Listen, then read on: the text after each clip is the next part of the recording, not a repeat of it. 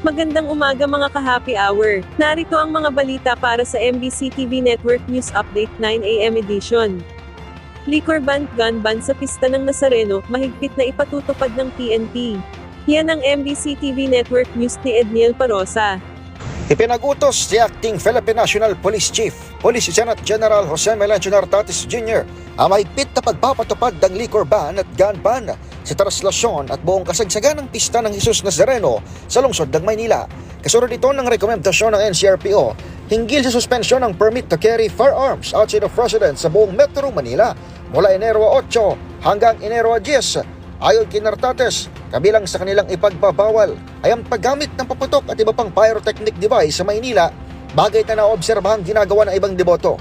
Patuloy umano ang ugnayan ng PNP sa Manila City Government, lalo't aminado si Nartates na complex o komplikado ang security environment kapag traslasyon na inaasahang dadagsain ng milyong Katoliko.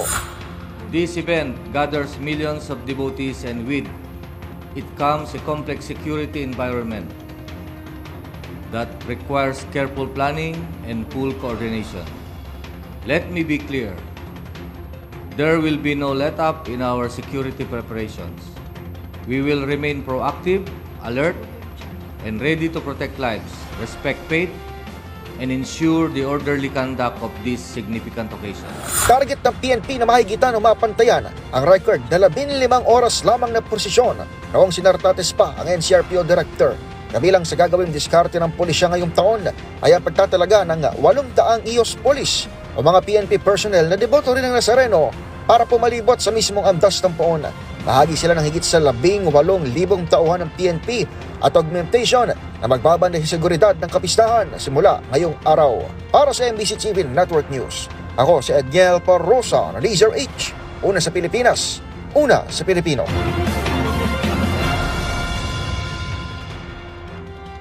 Samantala, 2026 National Budget, walang paglabag sa konstitusyon. Kumpiyansa ang palasyo na papasa sa legal na pagsusuri ang 2026 General Appropriations Act sa kabila ng planong pag-question dito ng ilang mambabatas sa Korte Suprema.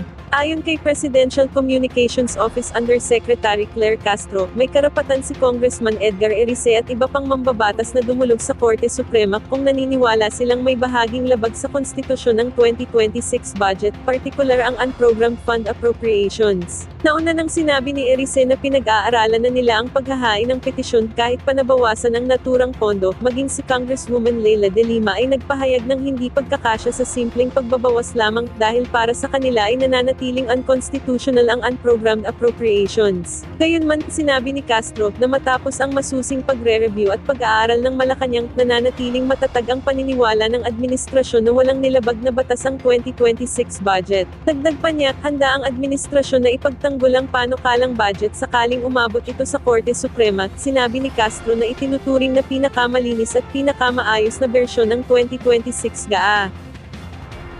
At yan ang mga balita para sa MBC TV Network News Update 9 AM edition.